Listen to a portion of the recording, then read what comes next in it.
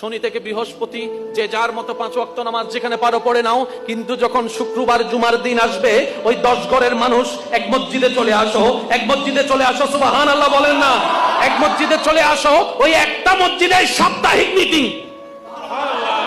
ইয়া রাসূলুল্লাহ, আমাদের এলাকায় তো 10টা মসজিদ আছে, কারোটার সাথে কারো দেখা হয় না, মুক্তাদি কি দেখা হবে, ইমামের দেখা হয় না। এখন আমরা কি করব? সবাইকে তো এক জায়গায় করতে হবে। নবী বলে যে ঠিক আছে, বছরে 2টা মিটিং দিয়ে দিলাম, একটা হচ্ছে রমজানের ঈদের, আর একটা হলো কোরবানির ঈদের। ঈদগাহের মধ্যে সবাই এক জায়গা হও, 10 মসজিদের মুসল্লি এক জায়গা হও, মিটিং।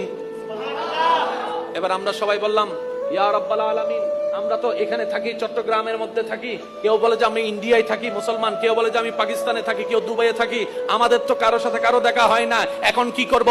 রব্বুল আলামিন বলে চিন্তা করিও না, বছর একটা হজের ব্যবস্থা করে দিলাম, একটা হজের ব্যবস্থা করে দিলাম, সুবহানাল্লাহ সুবহানাল্লাহ, একটা হজের ব্যবস্থা করে দিলাম। আরাফার